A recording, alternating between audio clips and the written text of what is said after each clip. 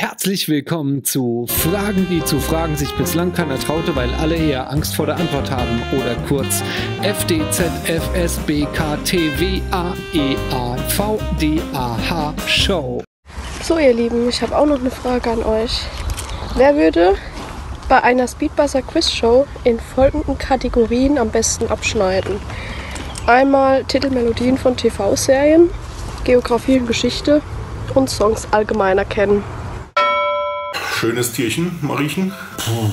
Also bei Songs allgemein erkennen bin ich ziemlich weit vorne. Zumindest wenn es noch so um die 80er, 90er geht. Wenn man ein Zweier vorne drauf ist, wird es schon wieder eng. Aber ich sage mal so ab Deep Purple, The Who, vielleicht noch ein paar Sachen, also zumindest die bekannte.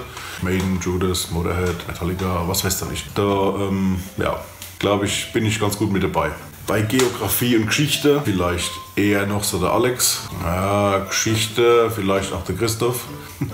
Und bei Titelmelodie von Serie und Filme glaube ich tatsächlich, dass der Monchi da nicht schlecht wäre. Oder auch der Christoph. Ich traue denen beide zu, dass die ziemlich viel Serie geglotzt haben früher. Ich auch? Nee, ich nicht. Ja, so, das wäre meine Ordnung. Das ist eine sehr, sehr gute Frage. Die traurige Antwort ist allerdings: Keiner von uns wird bei gar nichts gut abschneiden, weil wir alle einfach viel zu hohl sind. Folgende Kategorie müssten wir extra für uns erfinden, damit wir annähernde Chance haben. Erstens Gerichte, wo mehr wie 2800 Kalorien haben. Zweitens Lieblingszahlen von 1 bis 10. Drittens extra dumme Sprüche erfinden. Bei der letzten Kategorie würde ich auf jeden Fall der Alex mitnehmen.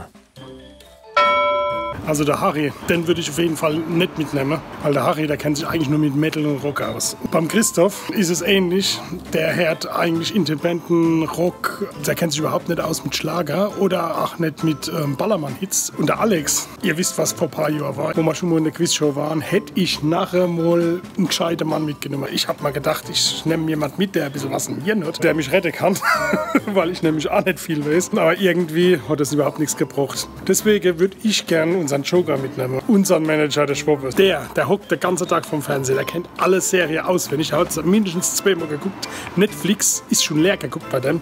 Ja, und Geografie, der war ja schon überall. Also von daher kennt er sich auch hundertprozentig aus. Mein Joker, ich nehme unseren Manager, der Schwabbes.